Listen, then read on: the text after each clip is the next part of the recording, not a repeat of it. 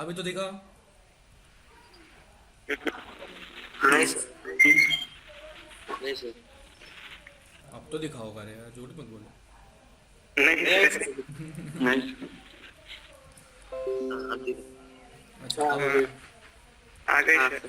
Okay, तो चलो JEE mains की मैं बात करता हूँ। तो इसमें आपको दिया है कि दिस इज द सर्किट,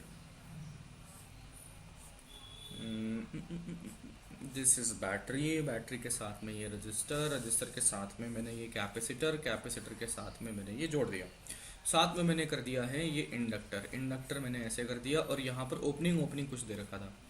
क्या ओपनिंग दे रखा था? यहाँ पर ये ओपनिंग दे रखा था, रुको मैं दिखाता हूँ आपको। ये इंडक्टर, ये ऐसा, ये ओपन, और ये ओपन ऐसा है, और ये ओपन ऐसा है। तो ये मैंने कह दिया दिस इज S2, ये मैंने कह दिया दिस इज S1, इसको मैंने कहा रेजिस्टेंस है R, इसको मैंने कहा कैपेसिटेंस है C, इसको मैंने कहा इंडक्टर है L, और ये वोल्टेज भी है।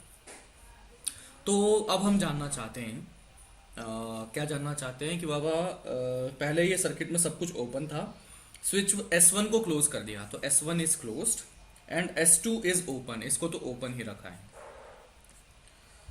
ठीक है। S2 is open, which of the following statement is correct.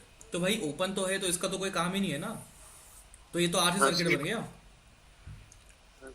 हाँ, तो इसमें क्या दिक्कत है? ये तो आरसी सर्किट बन गया ना। तो आरसी सर्किट में बोल सकता हूँ Q is equal to C V one minus E power minus T by tau. I की वैल्यू सब कुछ निकाल सकते हैं, इसमें कोई भी दिक्कत अब हो तो बता दो। नहीं सर, हाँ, और बोलो। 11 नंबर। 11 नंबर, 11 नंबर, इसमें कहता है फुल्ली चार्ज कैपेसिटर है, चार्ज क्यू नॉट है, कॉइल से ये किया नहीं अपन ने। ये है ना एलसी सर्किट है। एलसी सर्किट तभी कर पाएंगे जब अपन एसएचएम करेंगे, अभी किया नहीं ना अपन ने। ठीक। ठीक है, और बोलो। डन। जी एडवांस में कुछ था? नहीं। अच्छा नहीं ना, चलो। तो अब आगे बात करते हैं। Next let us discuss about alternating current. तो अल्टरनेटिंग करंट में हम ये चूजी वगैरह बात कर रहे थे कि कौन सा सर्किट अच्छा है हमारे रेडियो के लिए, कौन सा सर्किट इतना अच्छा नहीं है रेडियो के लिए। तो हमने देखा था एक टर्म बनती है क्वालिटी फैक्टर, क्वालिटी फैक्टर की वैल्यू लिखी जाती है omega not upon omega two minus omega one. Quality factor ज्यादा होगा तो पीक वैल्यू, मतलब पीक जो बनेगा वो अच्छे पीक बनेगी, मतलब शार्प पीक बनेगी कि फ्लैट पीक बनेगी? शार्प। शार्प बनेगी। तो Q की वैल्यू ज्यादा तो यानी कि शार्प पीक बनेगी, अगर Q की वैल्यू कम तो क्या बनेगी? फ्लैट पीक बनने वाली है। क्लियर? हाँ सर। ओके, नेक्स्ट अब आता है, ये पीक वीक का काम हो गया, अब आता है हमारे पास ट्रांसफॉर्मर। तो ट्रांसफॉर्मर आपने देखा होगा आपके जो भी बड़ी सी बिल्डिंग होती है ना, उसके बाहर में लिखता है, मॉल वॉल के बाहर में दिखता है। ट्रांसफॉर्मर की हम बात करने वाले हैं। तो ट्रांसफॉर्मर क्या है देखना, कि हमारे पास में जो पावर सप्लाई होती है ना, हमारे पास में जो पावर सप्लाई होती है, दैट पावर सप्लाई आती है वो एसी होती है कि डीसी होती है? एसी। एसी होती है। तो अभी क्या करते हैं कि ट्रांसफॉर्मर में हम देखते हैं ऐसे ये मैग्नेटिक कोर बना होता है, जिसे कोर कहते हैं, मैग्नेटिक मटेरियल से ये बना होता है।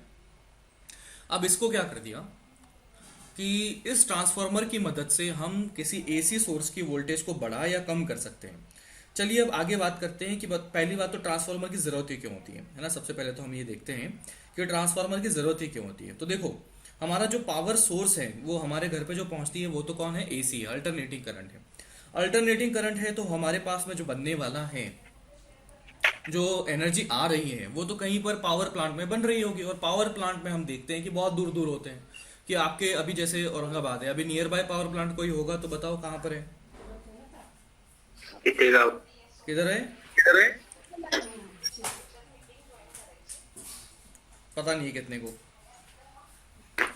चीतेगा सर। कितना दूर है वो? 15 किलोमीटर, 20 किलोमीटर शायद। अच्छा, 15-20 किलोमीटर है। चलो ठीक है, ये तो फिर भी बहुत पास है। बट एनीवेज, चलो 15 किलोमीटर को भी अगर मैं लेता हूँ तो उसकी अगर वायर को बना दिया जाए तो that would be huge wire. 15 kilometre, 15,000 metre, बहुत बड़ी वायर हो जाएगी। तो माय पॉइंट इज दैट कि बाबा अगर मैं वायर को मतलब इतनी लंबी वायर में अगर करंट को फ्लो करवाऊंगा तो वहां पर एनर्जी लॉसेस तो पक्के हैं। लेकिन आपने कभी सुना होगा कि बाबा जो हमारी वायर होती है ना, जो इतनी दूर दूर से बड़ी बड़ी वायर बनती है, उसमें वोल्टेज लिखा होता है 44,000 वोल्टेज, 44,000 वोल्टेज या 40,000 वोल्टेज, ऐसा कुछ लिखा होता है। कभी देखा है क्या? नहीं। अच्छा। नहीं हाँ, सर। चलो ये तो पता है कि उन वायर्स में हाई, बहुत ज्यादा वोल्टेज हाई होता हाँ हाँ। है ना? हाँ तो मेरा सवाल आपसे ये है कि बाबा ये मतलब हाई वोल्टेज की जरूरत क्या है? मतलब लाइक ऐसा वोल्टेज कम ही रख लेते हैं, क्या दिक्कत है? अपने को इतना टेंशन लेने की कहाँ जरूरत आ रही है?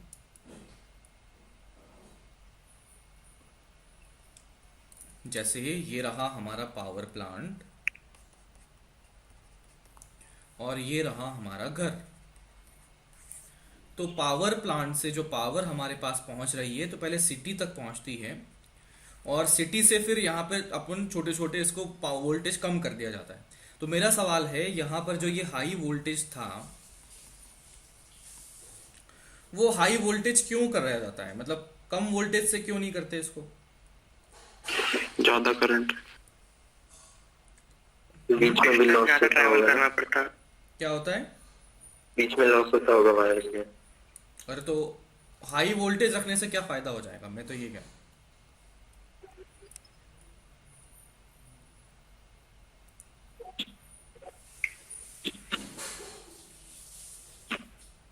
हाई वोल्टेज रखने से क्या फायदा हो जाएगा?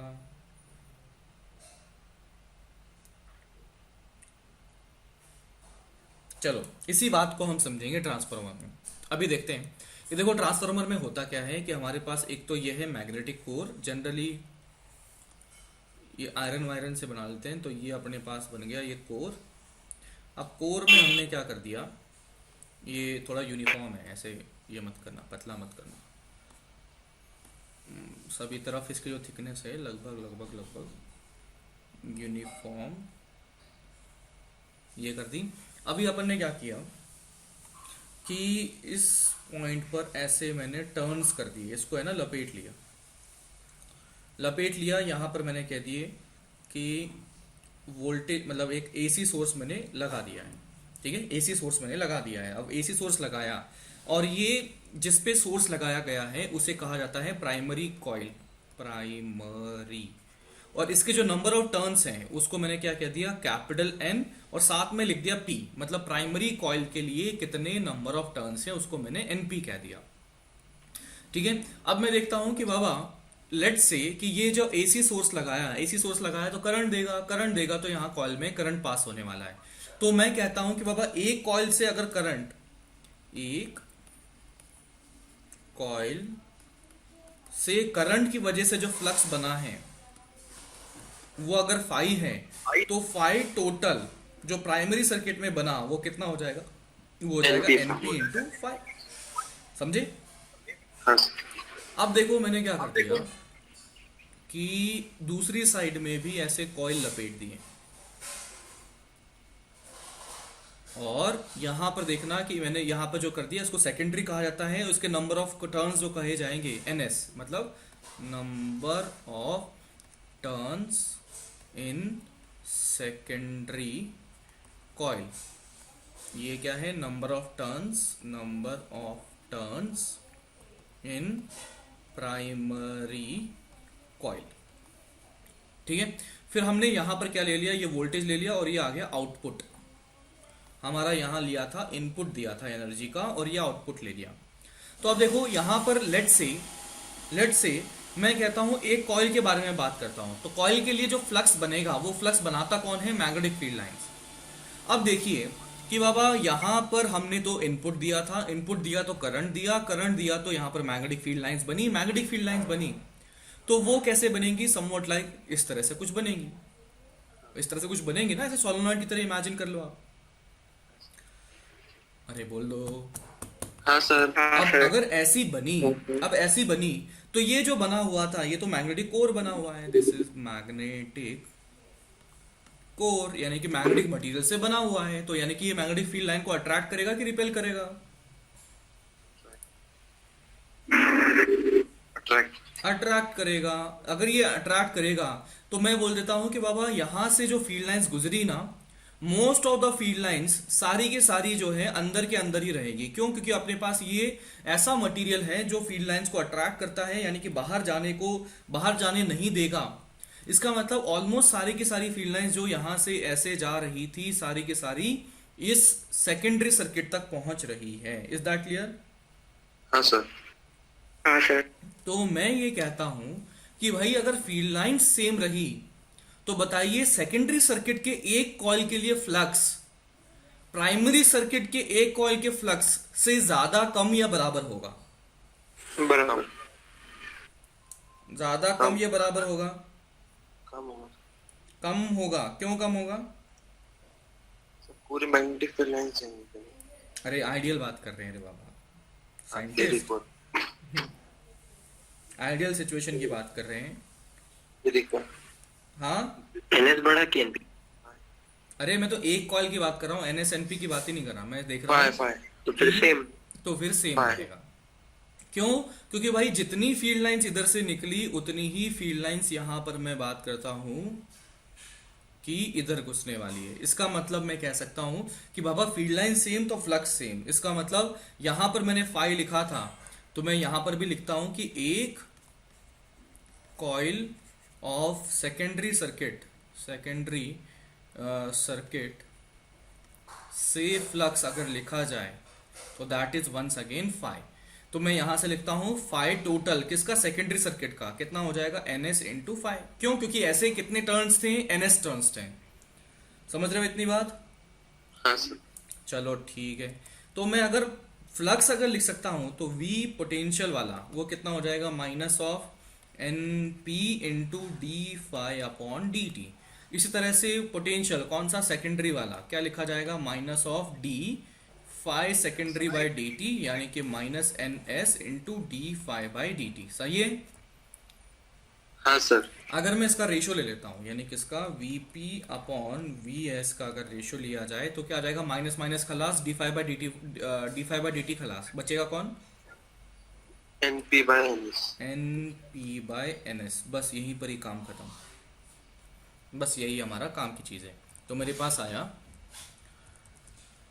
Vp upon Vs is equals to NP upon NS। ये बन चुका है। तो ये मेरे पास आया तो NP क्या था? नंबर ऑफ टर्न्स थे किसके? प्राइमरी के। NS क्या था? नंबर ऑफ टर्न्स थे किसके थे? सेकेंडरी के। सेकेंडरी। तो अगर मैं करता हूं if NP is greater than NS, that means बताए VP और VS में कौन बड़ा होगा? VP ग्रेटर देन है VS से, यानी कि आउटपुट हमारा, आउटपुट वोल्टेज कम हो चुका है या इनपुट वोल्टेज कम हो चुका है? इनपुट। अरे भाई आउटपुट सेकेंडरी से आउटपुट लिया तो हमारा आउटपुट वोल्टेज कम हो गया। यानी कि हमने क्या दिया था कि ज्यादा वोल्टेज का यहाँ पर इनपुट दिया और आउटपुट वो जो आया हमारे पास कम वोल्टेज का आया है। दैट मीन्स मैं ये कह सकता बाबा कि वोल्टेज कम हो चुका है। तो इसको कहा जाता है स्टेप डाउन ट्रांसफॉर्मर।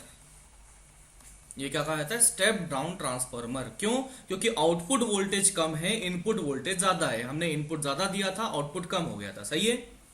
अब दूसरी बात करते हैं। इफ एन पी छोटा है एन एस से तो क्या हो जाएगा? बोलो वीपी और वीएस में। वीएस बड़ा। वीपी छोटा वीएस बड़ा। वीएस बड़ा तो आउटपुट का वोल्टेज ज्यादा आया कि कम आया? ज्यादा आ गया। किससे ज्यादा आ गया? इनपुट से। तो आउटपुट वोल्टेज ज्यादा है इनपुट से, तो दैट मीन्स यहां पर लिख सकते हैं कि वोल्टेज आउटपुट वाला बढ़ चुका है, इनपुट वाला कम था। तो यानी कि वोल्टेज बढ़ा तो उसे कहा जाता है, स्टाइल से लिखते हैं, स्टेप अप ट्रांसफॉर्मर। चलो बहुत ही अच्छी बात है। देखो सर, अगर ये वोल्टेज बढ़ रहा है तो मतलब क्या इसकी पावर भी बढ़ जाएगी? कि मतलब इनपुट से ज्यादा आउटपुट की वोल्टेज बढ़ गया तो आउटपुट की पावर भी ज्यादा हो गई। तो देखो यार, यहाँ पर कोई एनर्जी सोर्स तो था नहीं, यहाँ पर कोई एनर्जी सोर्स तो था नहीं, यानी कि जितनी पावर इसने दी, इनपुट ने दी, उतनी ही पावर आउटपुट ने दी है। खुद से कोई एनर्जी प्रोड्यूस कर रहा है क्या ये?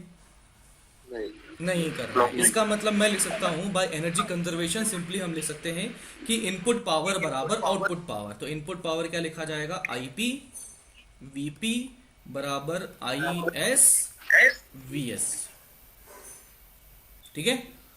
हाँ सर। तो मैं इस सिचुएशन में लिखता हूँ कि ऑल्सो, अगर मैंने यहाँ लिख दिया also I P V P बराबर आई एस वी एस, तो ज़रा इसमें बताओ, इस वाली सिचुएशन बताओ कि आई एस, आई पी और आई एस में कौन बड़ा? IS बड़ा। IS बड़ा। एस बड़ा है। और इस सिचुएशन में बताओ कि यहाँ पर आई पी और आई एस में कौन बड़ा? IP। आई पी बड़ा है। IP। तो ज़रा देखो, इस पे ध्यान देते हैं कि जहां पर वोल्टेज ज्यादा वहां पर करंट है कम, जहां पर वोल्टेज है कम वहां करंट है ज्यादा, और दोनों का मल्टीप्लिकेशन क्या आ जाएगा? कांस्टेंट आ जाएगा। Constant। पावर में कोई डिफरेंसेस नहीं आएंगे, पावर बिल्कुल वैसे की वैसी ही बनी रहने वाली है। ठीक है। तो ये है हमारा ट्रांसफॉर्मर। अब ट्रांसफॉर्मर का काम क्या है मैं बता देता हूं आपको। तो देखो, हमारे पास में है, ये रहा पावर प्लांट। ये ऐसे ये चिमनी विमनी बना देते हैं इसमें से, ये धुआं वुआं निकल रहा है। तो ये है हमारा पावर प्लांट। पावर प्लांट में किसी वोल्टेज पर हमारी एसी सोर्स जनरेट हुआ है, पावर जनरेट हुई है। अब वो जनरेट करी तो हम यहाँ पर एक लगा देते हैं ट्रांसफॉर्मर, ये ट्रांसफॉर्मर। और वो कौन सा लगाते हैं? Step up transformer. ठीक है। तो यहां से एनर्जी आई, स्टेप अप ट्रांसफार्मर में गई, तो यहां पर आउटपुट जो मिलेगा वो हायर वोल्टेज का मिलेगा कि लोअर वोल्टेज का? हायर। Higher voltage. तो ये हाई वोल्टेज। अब देखो, हम जैसे ये सिटी है, यहां पर है ना, ये सिटी बसी हुई है, तो ये मैंने कह दिया सिटी। तो सिटी के अंदर में मैं देखता हूं कि सिटी के जनरली आप जैसे बाहर जाओगे ना, तो एक ये डिस्ट्रीब्यूशन सेंटर लगा होता है। तो ये हाई वोल्टेज वाली वायर यहां पहुंची, इसने क्या कर दिया कि यहां पर एक ट्रांसफार्मर लगा है, और वो कौन सा है? Step down transformer. ये लगा हुआ है, स्टेप डाउन ट्रांसफार्मर लगा हुआ है। और इसकी वजह से अब जो वोल्टेज हो जाएगा, आउटपुट जो निकलेगा वो क्या हो जाएगा? लोअर वोल्टेज मिलेगा। हाँ सर। लोअर वोल्टेज से अभी इधर गए, अभी यहां पर गए, तो मैं क्या बोलता हूं कि सिटी में चले गए और लोअर वोल्टेज से अपन ने सप्लाई कर दी, लोअर वोल्टेज से मैंने सप्लाई कर दी। तो this is very basic diagram कि बाबा ऐसा हमारा बनता है। मेरा सवाल अब आपसे वापस ये है कि हमने यहां पर जो ये इतनी लंबी लंबी ट्रांसमिशन लाइन करी है, यानी कि जो अपना पावर प्लांट से लेकर सिटी वाले के बीच में जो हमने ट्रांसमिशन किया है, वो लाइंस तो बहुत लंबी होती हैं, सिटी के बीच में चल रही है, बहुत बड़ी बड़ी। तो मैं आपसे पूछता हूं कि भैया यहां पर हायर वोल्टेज क्यों कर दिया, लोअर वोल्टेज क्यों नहीं करा? क्योंकि हायर वोल्टेज है तो करंट, हायर वोल्टेज जाएंगे तो करंट कम। करंट कम होगा। फिर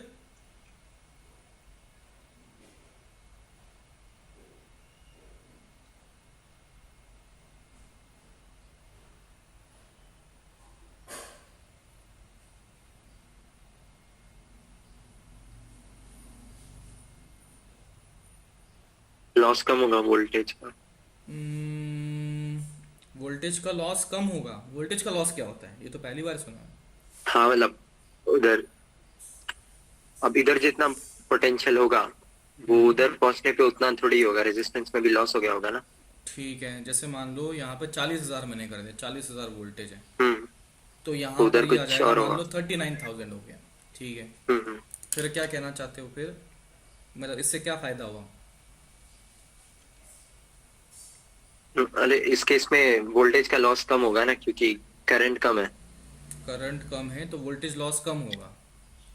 अच्छा, तो ठीक है। अब दूसरी बात करें तो मतलब इससे ये हुआ। अब दूसरा ऑप्शन क्या था हमारे पास में? दूसरा ऑप्शन ये था कि लो वोल्टेज हाई करंट। हम्म। ठीक है, लो वोल्टेज हाई करंट का ऑप्शन था, तो वो वाला चूज क्यों नहीं किया हमने? ये पहले से लो वोल्टेज है और हाई करंट है, तो रेजिस्टेंस में और लॉस होगा, उधर जाके और कम हो जाएगा। उधर जाके और कम हो जाएगा। तो इससे फायदा क्या हो रहा है, इस सिचुएशन से फायदा क्या हो रहा है? ज्यादा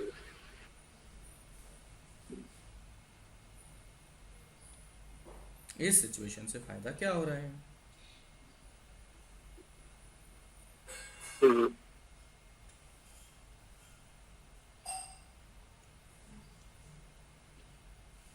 क्या पता। अल्टीमेटली सब बात क्या है, पैसे की है बाबा यहाँ, है ना। अल्टीमेटली सारी बात जो है वो क्या है, पैसे की है। और पैसे की बात क्या है कि अपन चाहते हैं कि जितना एनर्जी अपन ने प्रोड्यूस किया सारा का सारा बेचने लायक बन जाए। मतलब जैसे एफिशिएंसी। मान लो कि मैं यहाँ पर 100 वॉट प्रोड्यूस करता हूँ, तो यहाँ पर 100 वॉट ही मिले अपने को, ये हम चाहते हैं, है ना। अल्टीमेटली हम यही तो चाहते हैं, 100 वॉट का 100 वॉट मिले। कि ऐसा ना हो कि भाई यहाँ पर हमने कर दिया कि बाबा 80 वॉट ही मिल रहा है या 60 वॉट ही मिल रहा है या समवॉट लाइक दैट। इसका मतलब कहने का ये है कि इन बिटवीन एनर्जी लॉस नहीं होना चाहिए, ये हमारा पर्पस है, ठीक है। तो सर एनर्जी हाँ लॉस सर। नहीं होना चाहिए, तो मेरे पास तो एनर्जी लॉस, तो जो पावर लॉस लिखा जाता है वो तो है V²/R। तो आपने अगर वोल्टेज ज्यादा कर दिया तो ये तो V²/R आपने ज्यादा कर दिया।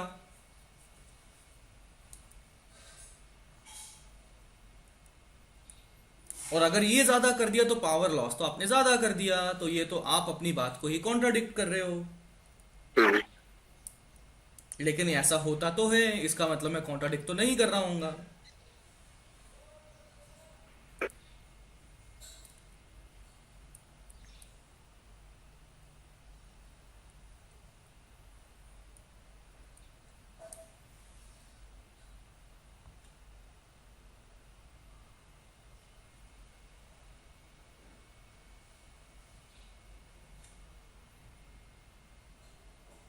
सर वो नहीं।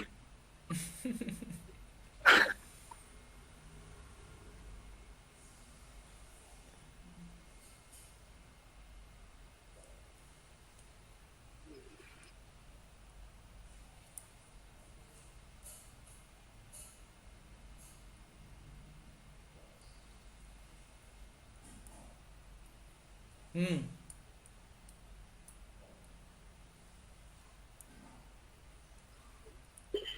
बोलो बाबा। नहीं बोल।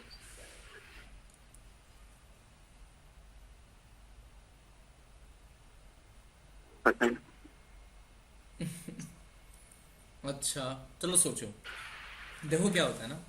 लेट से ये रजिस्टर है, ये मैंने बना दिया, यहाँ पर 10 वोल्ट है, यहाँ पर 8 वोल्ट है ना। और इसका रेजिस्टेंस R है। तो ज़रा बताओ कि यहाँ पर जो पावर लॉस होगा वो क्या लिखा जाएगा? 4/R। और 4/R। बिल्कुल, तो ये क्या हो जाएगा 4/R। क्या मैंने इसको 100/R लिखा या 64/R लिखा क्या? नहीं नहीं।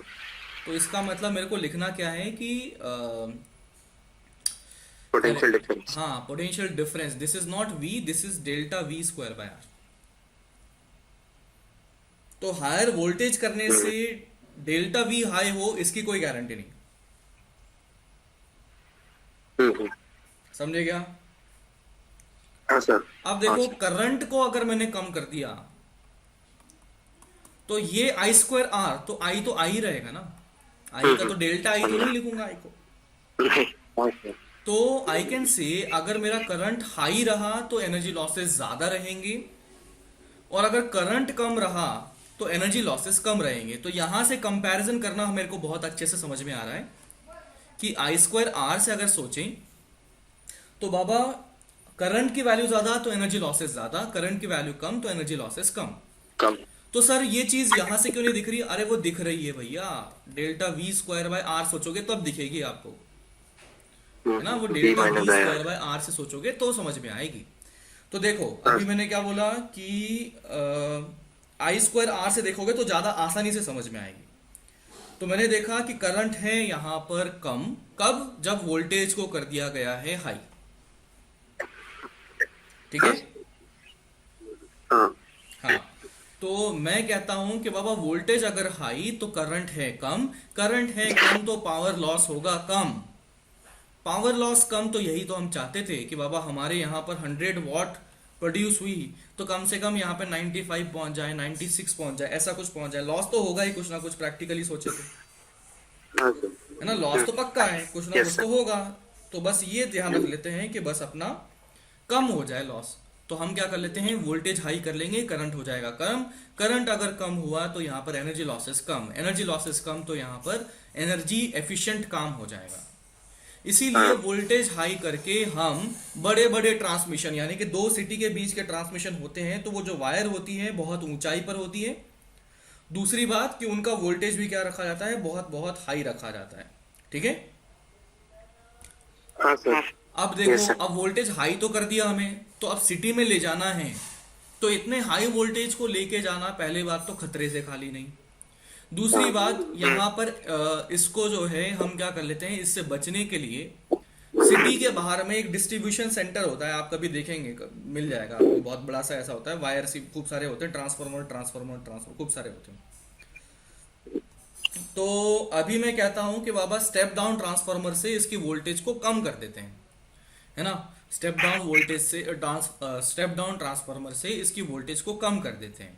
और फिर अभी क्या कर लेते हैं कि यहाँ से सिटी है, अब सिटी के अंदर पहुंच जाते हैं। तो भैया सिटी है, तो ये हमारी सिटी में कोई बड़ा से घर है, बहुत बड़ा घर है, मान लो 20-25 मंजिल का घर है, और एक छोटा सा घर है, एक छोटा सा घर है, ऐसे छोटे छोटे घर एक साथ हैं, और एक बड़ा सा घर यहाँ पर है। तो मैं क्या बोलता हूँ कि ये 20-25 मंजिल का घर है, अपार्टमेंट है। तो आई कैन से कि बाबा यहाँ पर अगर लोअर वोल्टेज से मैं एनर्जी लेकर आता हूं तो करंट ज्यादा होगा। तो हमारे सिटी का बाहर का जो डिस्ट्रीब्यूशन सेंटर था, डिस्ट्रीब्यूशन सेंटर से हमारे इस अपार्टमेंट तक पहुंचते पहुंचते एनर्जी खूब ज्यादा लॉस हो जाएगी।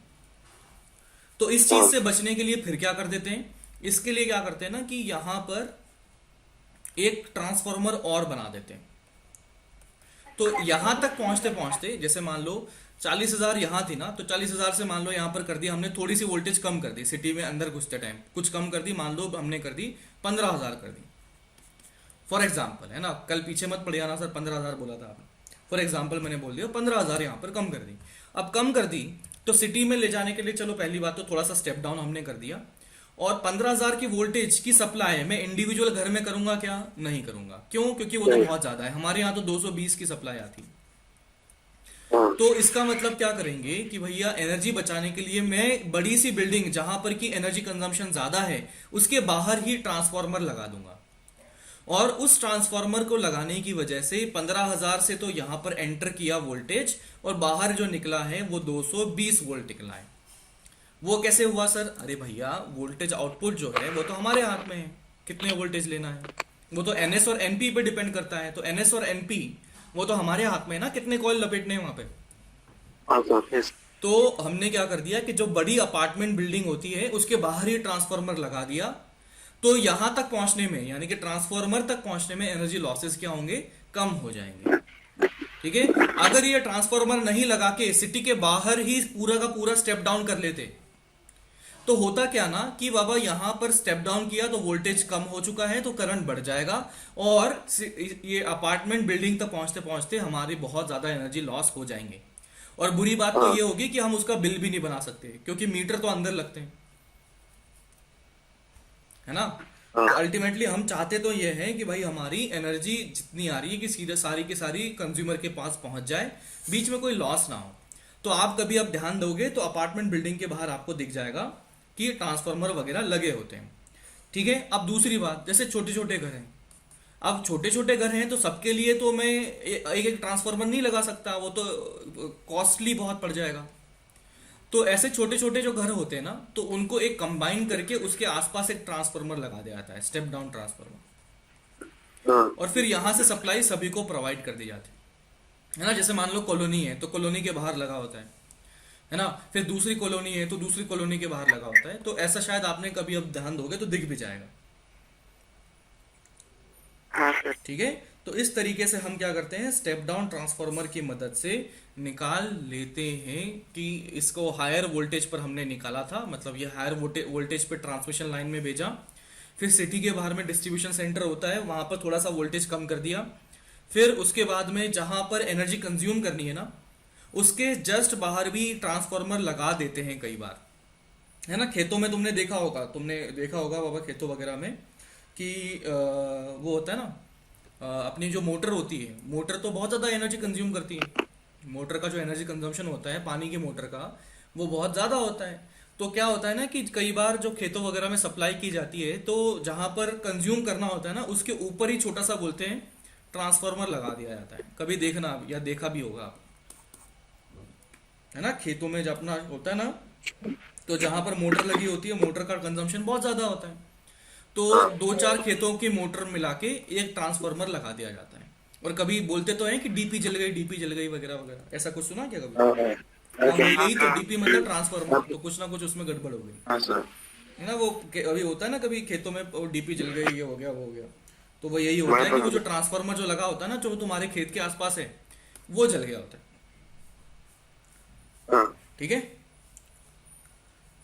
तो इसी के साथ में अपना ये तो हो गया ट्रांसफार्मर की बात समाप्त। इसमें कोई डाउट तो बोलो, नहीं, है ना। इसके साथ में हमने देख लिया कि एनर्जी डिस्ट्रीब्यूशन कैसे किया जाता है, सप्लाई कैसे की जाती है, कि पावर प्लांट से लेकर हमारे घर तक कैसे पहुंचती है, इसके बारे में बात कर ली। अब देखो ट्रांसफार्मर में जो है, क्या कोई मूविंग पार्ट है, क्या कोई मैकेनिकल पार्ट है, क्या मूविंग नहीं, नहीं है, इसमें कोई मूविंग पार्ट नहीं है। तो जनरली इसकी जो एनर्जी लॉसेस होते हैं जो इसके अंदर होते हैं, वो बहुत कम होते हैं, या इसकी एनर्जी एफिशिएंसी जो होती है बहुत बहुत ज्यादा होती है ना। ज्यादा से मतलब किसके कंपैरिजन में, आप देख लो as compare to the another object. जैसे मैं अपनी बात कर लेता हूँ मोटरसाइकिल की, तो मोटरसाइकिल में हमारा तो एनर्जी सोर्स कौन है, पेट्रोल है ना। एनर्जी सोर्स कौन है, पेट्रोल है। और उसमें वो इंजन में उसका कंबशन होता है, और वो कंबशन के बाद में वो एनर्जी को हम यूज करते हैं। तो वो जो इंजन है ना, उसकी एफिशिएंसी 20-25-30% ही होती है। मतलब जो इनपुट एनर्जी दी और जो आउटपुट एनर्जी हमें मिली, वो उसका जो डिफरेंस अगर लिया जाए तो वो उसका 20-30% ही होती है। रीजन बीइंग, इसमें खूब सारे मैकेनिकल पार्ट होते हैं, कई सारे फ्रिक्शन लगते हैं, है ना। और मूविंग पार्ट जितने ज्यादा होंगे उतना ही ज्यादा वहां पर एनर्जी लॉसेस होंगे। But in the case of transformer, हमारे पास तो एक कॉइल बनी हुई है, वो कोई मूव तो कर नहीं रही, तो कोई इसका एनर्जी लॉस, वैसे वाले फ्रिक्शनल लॉसेस बहुत बहुत कम हो जाते हैं। तो इसकी एफिशिएंसी 90-95% इस तरह से कुछ होती है। चलो ठीक है, अब ये भी मैंने बात कर ली। लेकिन उसके बावजूद भी कुछ ना कुछ तो एनर्जी लॉसेस होंगे, उसके बावजूद भी कुछ ना कुछ तो एनर्जी लॉसेस होंगे। तो इसमें से एक लॉस तो जो पहले ही आपने बता दिया था, इसमें से किसी ने आप में से ही बताया था कि बाबा यहां से मैंने कहा हम्म, कि प्राइमरी सर्किट से मान लो 10 लाइन निकली थी, 10 लाइन निकली थी। तो 10 लाइन में से मान लो इधर की जो पहुंची है वो 9 लाइन ही पहुंची है। कौन सी, मैग्नेटिक फील्ड लाइंस। इसका मतलब मैग्नेटिक फील्ड लाइन यहाँ से जो है वो कम हो चुकी है। 10 तो यहाँ से निकली थी, 9 ही यहाँ पहुंची, एक बाहर निकल गई, 9 अंदर के अंदर फंसी रही और एक बाहर निकल गई। ऐसा हो सकता है।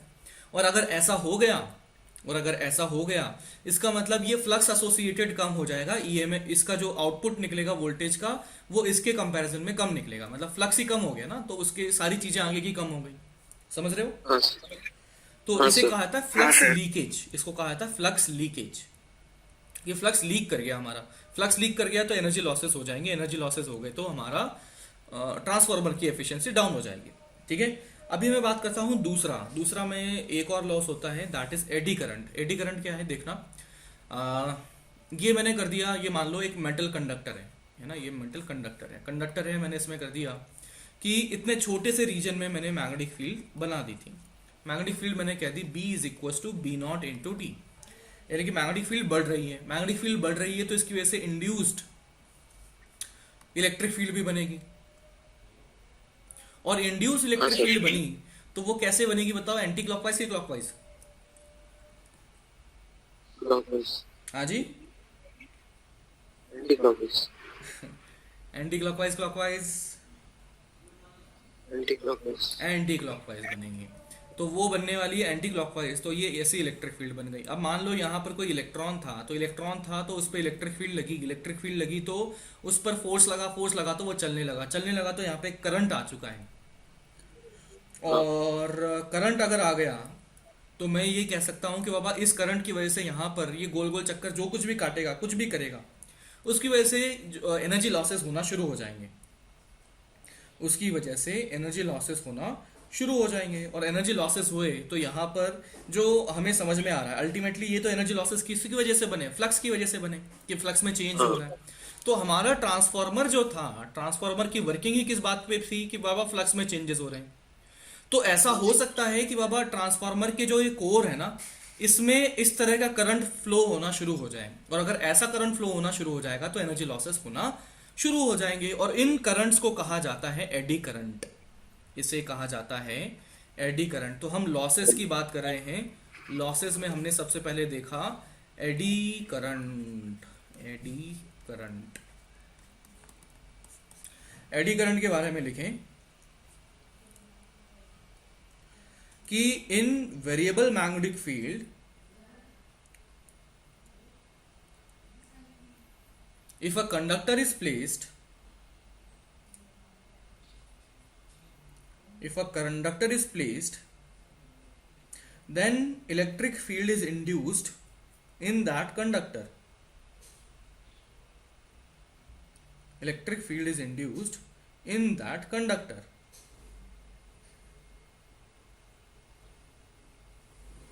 Electric field is induced in that conductor. Due to this induced electric field, current may flow.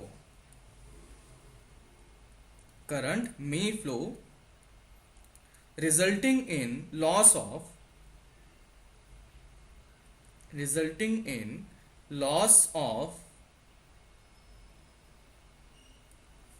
energy. Loss of energy.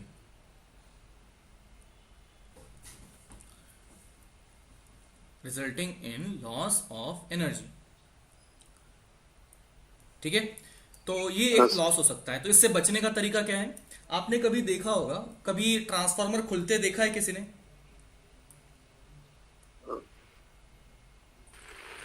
नहीं देखा। डीपी पे जलते के बाद देखा है कभी किसी ने? डीपी जलने के बाद वहां पर क्या करते हैं लोग, क्या करते हैं क्या नहीं करते? नहीं देखा होगा। वह डीपी उठा के ले जाते हैं, वो नहीं लगा देते हैं। तो एक्चुअली क्या होता है ना कि वहां पर ये जो कोर बना होता है, उस कोर को आप क्या कर देते हैं, इस कोर को, जैसे कई सारी प्लेट्स होती हैं, कोर को इमेजिन कीजिए कि एक है ना, सिर्फ ऐसी प्लेट एक ही नहीं होती, मतलब कोर को अपन है ना कई सारी प्लेट से मिलके बना देते हैं। ऐसा क्यों? क्योंकि एडी करंट को हम कम करना चाहते हैं।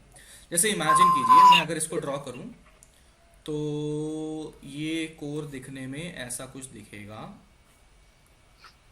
ये ऐसा कुछ क्यूबिकल सा कुछ दिखेगा, है ना।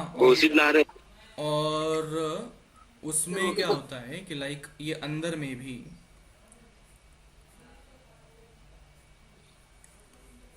ऐसा कुछ मैंने बना देना है, ठीक है। और ये वाइंडिंग जो होती है वो कैसे होती है? ये वाइंडिंग की जाती है इस तरह से। ये मैंने वाइंडिंग कर दी, समझ पा रहे हो क्या हुआ? ये मैंने वाइंडिंग कर दी, ये इस तरह से मैंने वाइंडिंग कर दी। तो अभी यहाँ पर ये जो कोर बना हुआ है ना, ये कई सारी इस तरह से प्लेट से बना दिया जाता है, ऐसे कई सारी प्लेट से बना दिया जाता है, ठीक है। और ऐसे प्लेट से बनाने का फायदा क्या हो जाता है कि वहां पे एडी करंट हो जाता है कम, और एडी करंट कम तो वहां पे एनर्जी लॉसेस कम हो जाते हैं, ठीक है। दूसरा क्या हुआ हमारा? Flux leakage. Flux leakage, flux leakage की बात करें कि बाबा अभी क्या है कि बड़ी सिंपल सी बात है कि एक प्राइमरी सर्किट से जितनी फील्ड लाइन निकली उतनी सेकेंडरी सर्किट में नहीं पहुंच पाती, ठीक है। तो प्राइमरी सर्किट में जितनी फील्ड लाइंस निकली उतनी सेकेंडरी सर्किट में नहीं पहुंच पाती। That is why flux leakage की वजह से एनर्जी लॉसेस बन जाते हैं। डन। तीसरा है हमारा हीट लॉस। हीट लॉस क्या है कि जो हमारी कनेक्टिंग वायर थी वहां तो करंट फ्लो कर ही रहा था, जैसे ये कनेक्टिंग वायर से मेरा मतलब कहाँ गया हमारा ट्रांसफार्मर, ये रहा। तो ये जो वायर्स है ना, जो वाइंडिंग कॉइल में ये लगी हुई है, इसमें तो करंट फ्लो कर रहा है ना। हाँ सर। इनमें करंट फ्लो कर रहा है तो आई कैन से कि बाबा आई स्क्वायर आर का कुछ ना कुछ लॉस तो होगा। तो थर्ड टाइप ऑफ लॉस जो होगा वो होगा हीट लॉस। तो हमारी वायर्स में करंट फ्लो करने की वजह से एक बनने वाला है हीट लॉस। डन है। हाँ सर। तीसरा, चौथा है हिस्टेरेसिस लॉस। Hysteresis loss. अब हिस्टरेसिस को याद करो, क्या था हिस्टरेसिस? कौन सा सर? हिस्टरेसिस कभी पढ़ा था? हाँ सर। क्या था बाबा हिस्टरेसिस? कुछ याद आया? किस चैप्टर में पढ़ा था, यही बता दो। Magnetism in matter. हाँ जी, कहाँ पढ़ा था? अरे बाप रे, ये हालत है क्या? मैग्नेटिज्म एंड मैटर में पढ़ा। मैग्नेटिज्म मैग्नेट एंड मैटर में पढ़ा था, और लास्ट में देखा था, जिसमें कि हमने देखा था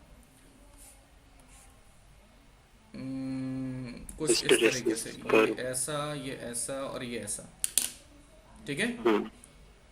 तो इस तरीके से कुछ हमने देखा था। क्या देखा था कि बाबा हमारा जो मैग्नेटिक मटेरियल है वो एक्सटर्नल मैग्नेटिक फील्ड से लैग करता है ना, लैग करता है, तो उसको मतलब साथ में लाने के लिए खुद से एक्सटर्नल एफर्ट करने पड़ते हैं हमें। समझ में आता है ये बात? अरे बाबा, ऐसा। ये हमने हाँ लिया था सर। मैग्नेटाइजेशन, ये एच लिया था, एच मतलब एक्सटर्नल मैग्नेटिक फील्ड, ये मैग्नेटाइजेशन एक्सटर्नल मतलब एम लिया मैग्नेटिक। था। तो एच की वजह से एम में चेंजेस हो रहे होते हैं, जितना जितना एच में चेंज हुआ उसके पीछे पीछे एम चेंज होता जाता है, ठीक है। अब देखना कि यहाँ पर है तो क्या, ये कोर है, कौन है कोर, ये रहा, कहाँ है, ये रहा कोर, ये हमने कोर बनाया, तो ये मैग्नेटिक मटेरियल है। इस मैग्नेटिक मटेरियल को इस कॉइल में रखा हुआ है। तो कॉइल में जो करंट, कॉइल में करंट चेंज हुआ, वो तो किसकी वजह से सोर्स चेंज हुआ, वो तो इनपुट की वजह से चेंज हुआ। और वो अगर चेंज होता है, वो अगर चेंज होता है तो यहां पर बनने वाली एक्सटर्नल मैग्नेटिक फील्ड कॉइल के अंदर वो क्या हो जाएगी, वो चेंज होगी, वो चेंज होगी, उसकी कुछ फ्रीक्वेंसी होगी।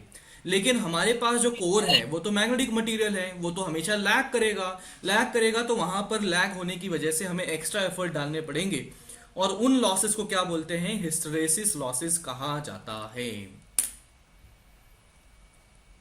हाँ सर। ओके, तो इस तरीके से हमारे पास ट्रांसफार्मर में कुछ लॉसेस बनते हैं, एंड वो लॉसेस मैंने लिख लिए। अब ये लॉसेस का जो काम है वो कहाँ है, अपने बोर्ड्स के सवालों में, कि बताइए ट्रांसफार्मर में जो लॉसेस होते हैं वो कितने होते हैं या कितने प्रकार के होते हैं, क्यों होते हैं, एडी करंट वगैरह, ये सब चीज़ें आपको बताने की ज़रूरत पड़ सकती है ना। इसमें काम नहीं आएगा ज़्यादा, एडवांस जेई एडवांस में तो कुछ है ही नहीं आएगा इसका, लॉसेस वॉसेस, ये एडी करंट वगैरह इसका कोई लोड नहीं है ना, जेई एडवांस में। लेकिन ये किस में काम आएगा, अपने जो बोर्ड्स हैं, बोर्ड्स में सवाल आ सकता है कि फाइंड द फैक्टर्स जो कि लॉस करवाते हैं एनर्जी का इन ट्रांसफार्मर, ठीक है। इन सब बातों का पूछा जा सकता है, तो अपन ने वो भी कर लिया। चलो ठीक है, और इसी के साथ में औपचारिक तौर पर फॉर्मली हमारा समाप्त हो जाता है अल्टरनेटिंग करंट। तो अब अगला चैप्टर शुरू करेंगे, कौन सा?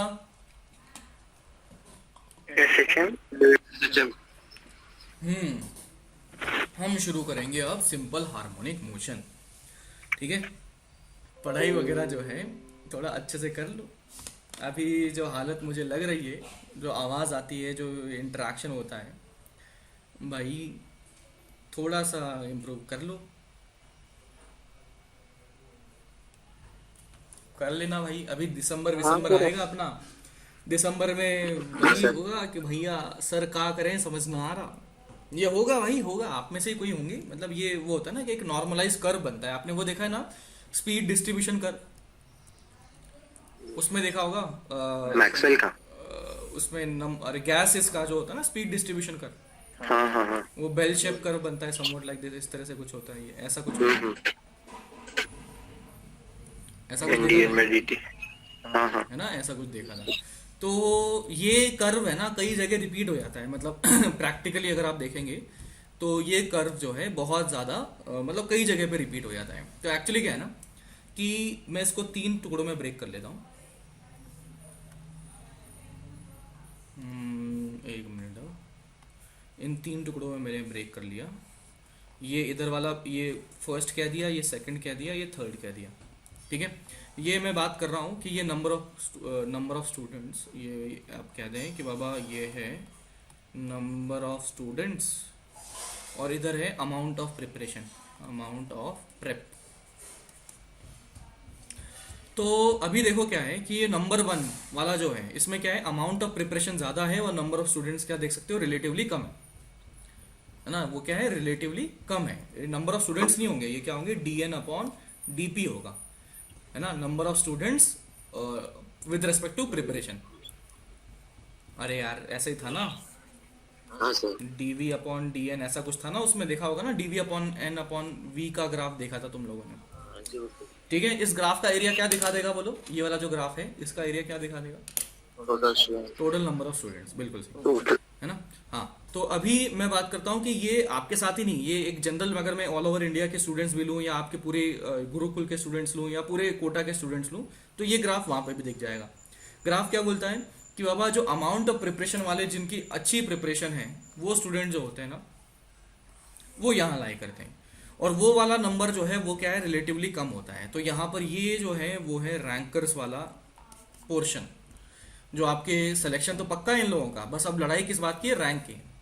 ठीक है, तो ये रैंकर्स वाला पोर्शन है। अब सेकंड वाला, ये वाला वो लोग हैं जो मतलब मॉडरेट में रहते हैं, जिनकी संख्या ज़्यादा मिलती है, मतलब जो मतलब ज़्यादा लोड नहीं लेते हैं, लोड भी ले रहे हैं लेकिन लोड भी नहीं ले रहे हैं, मतलब इतना भी कुछ एकदम ही छोड़ ही नहीं दिया। तो इन लोगों ने मेक और ब्रेक वाली सिचुएशन है अभी, मेक और ब्रेक, है ना, कि बाबा या तो अभी थोड़ा ढंग से कर लोगे तो राइट साइड में शिफ्ट हो जाओगे, थोड़ा सा अभी अगर पढ़ाई कर ली ना, तो अभी सेंट्रल पोर्शन से थोड़ा हो सकता है इस वाले पोर्शन में कूद जाओ। ठीक है, अभी सेंट्रल पोर्शन से अभी थोड़ा इस वाले पोर्शन में कूद जाओ। तो यहाँ पर जो लोग होते हैं वो सबसे ज़्यादा परेशान होते हैं, है ना, ये वाले जो लोग होते हैं वो सबसे ज़्यादा परेशान होते हैं। क्यों? क्योंकि बेचारों ने मेहनत भी कर रखी है, ऐसा नहीं कि मेहनत नहीं करते, पूरा टाइम भी देते हैं, लेकिन इनका आउटपुट नहीं आ रहा है या कुछ भी हो रहा है, कुछ भी कारणों से बीच में इनका डिस्ट्रैक्शन हो गया, 10-15 दिन 20 दिन इनका छूट गया, उसके बाद में ये परेशान रहते हैं कि सर क्या करूं क्या ना करूं। तो सबसे ज़्यादा परेशान लोग जो रहते हैं ये वाले रहते हैं, और सबसे चिलैक्स रहने वाले लोग जो हैं वो है नंबर 3 और ये है नंबर 1। सही बता रहा हूँ, जो टॉपर होते हैं चिल रहते हैं भाई साहब, कोई लोड वाली बात नहीं होती कि पढ़ना है खत्म बात। वो बड़ी बिल्कुल लॉजिकल सी बात है कि अगर पढ़ना है तो खत्म कर लिया, उसको पढ़ के फिर उसके बाद मस्ती मारो। और ये वाले लोग तो इन मोह माया से दूर हैं, ये तो पॉलिटिशियन वगैरह बनेंगे और नंबर 1 और 2 का एम्प्लॉय करवाएंगे। तो ये 3 वाले जो होते हैं ना, वो भी बढ़िया लोग हैं कि भाई उनको पहले से ही क्लियर है कि भाई अपने को पढ़ना ही नहीं है, अपने जीवन में पढ़ने का कोई उद्देश्य नहीं है, तो उनसे भी मुझे कोई दिक्कत नहीं है। नंबर 1 वालों से भी मुझे कोई दिक्कत नहीं है, दिक्कत तो इन लोगों से है कि बेचारे क्लियर ही नहीं है कि मेरे को जीवन में करना क्या है। एफर्ट तो पूरा लगाते हैं, है ना, टाइम अगर देखोगे तो दिन के 12-13 घंटे लगा रहे होंगे, दिमाग में ये जरूर सोच रहे होंगे यार पढ़ना है, लेकिन इनका एक्चुअली एफर्ट देखोगे ना तो वो मुश्किल से 2 घंटे 3 घंटे का आएगा, है ना। एक्चुअल एफर्ट देखोगे ना तो वो मुश्किल से 2-3 घंटे का ही आएगा। अब ये खुद अपने आप ही पहचान रहे होंगे किसके बारे में बात हो रही है, किसके बारे में नहीं हो रही है। मुझे ऐसा मतलब पॉइंट आउट करने की जरूरत नहीं है, मैं आपको पर्सनली ऐसे जानता भी नहीं हूँ कि कौन कैसा है कौन कैसा नहीं है, लेकिन हाँ आप अपने आप को समझ पा रहे होंगे कि आप किस ग्रुप में बिलोंग करते हैं। तो मुझे ना तो नंबर 1 ग्रुप वाले से प्रॉब्लम है, ना नंबर 3 वाले से प्रॉब्लम है। प्रॉब्लम किससे है? 2 वालों से, क्योंकि बेचारे हैं तो पहली बात तो नंबर ऑफ स्टूडेंट्स उनके ज़्यादा होती है ना, उनकी जो संख्या है वो होती है ज़्यादा, मेजोरिटी में पाए जाते हैं ये लोग। दूसरी बात, ये लोग मेहनत भी करते हैं। तीसरी बात, ये मेहनत नहीं भी करते हैं। क्यों? क्योंकि एक महीना मोटिवेशन में रहे, एकदम मजे से पूरी एनर्जी के साथ में पढ़ लिए, अगले महीने में इनकी बच गई है बैंड, फिर उसके बाद में इनका मोटिवेशन डाउन होता जाता है और एनर्जी जो इसकी पढ़ाई की जो है वो कम होती जाती है। तो बाबा कोशिश करें अभी जो बचे हुए कुछ दिन हैं, ये हम मिडिल वाले ग्रुप से इधर वाले ग्रुप में जंप कर लें। और जंप करना है रे बहुत ही आसान, बस अपने जो दिमाग को है ना उसको कंट्रोल में रखना है। कंट्रोल में मैं ये नहीं कह रहा कि दिन में 12-15-14 घंटे पढ़ो, नहीं, मैं तो बस ये कह रहा हूँ कि भाई जितने घंटे पढ़ रहे हो ना, आप चाहे 6 घंटे पढ़ रहे हो, आप चाहे 8 घंटे पढ़ रहे हो, आप चाहे 10 घंटे पढ़ रहे हो, कोशिश करो 10 घंटे पढ़ रहे हो तो 10 घंटे का आउटपुट भी 10 घंटे निकले, आउटपुट भी 10 आवर से निकले। अगर आप 8 घंटे पढ़ रहे हो तो आउटपुट भी 8 घंटे निकली, है ना। और अगर ये आउटपुट निकल गया तो बस फिर उसके बाद तो कर लोगे, उसके बाद तो अपने आप ही रास्ते निकलते जाएंगे, है ना। एक बार अपन इतनी एफिशिएंसी से काम करने लग जाएंगे ना तो ऑटोमेटिकली आपको अपने आप ही पता लग जाएगा कि मुझे एफिशिएंसी इंक्रीज करने के लिए और क्या करना चाहिए। तो मतलब इट्स ओके, आप अगर मिडिल वाले ग्रुप से भी बिलोंग करते हैं तो इट्स ओके, बट जितना भी एफर्ट आप कर रहे हैं, कोशिश करें कि भैया वो एफर्ट जो है आउटपुट में कन्वर्ट हो, ठीक है। हाँ तो सर। चलो देख लो आप कौन से ग्रुप से बिलोंग करते हैं। कोशिश करें कि वो ग्रुप चेंज हो जाए, एक एक शिफ्ट हो जाए, है ना। कि बाबा इस ये चिलैक्स वाले जो 3 नंबर के ग्रुप हैं उनमें से कुछ लोग होंगे तो ये तो छोड़ ही दिया होगा मोह माया, तो मुझे उससे दिक्कत नहीं है। इनमें से कुछ एक लोग होंगे जो इस रीजन में बिलोंग करते हैं, जो थोड़ा इस बॉर्डर के आसपास होंगे। कोशिश करो भाई साहब बीच में जंप कर जाओ, और जो बीच वाले लोग हैं कोशिश करो भैया इस वाले रीजन में जंप कर जाओ।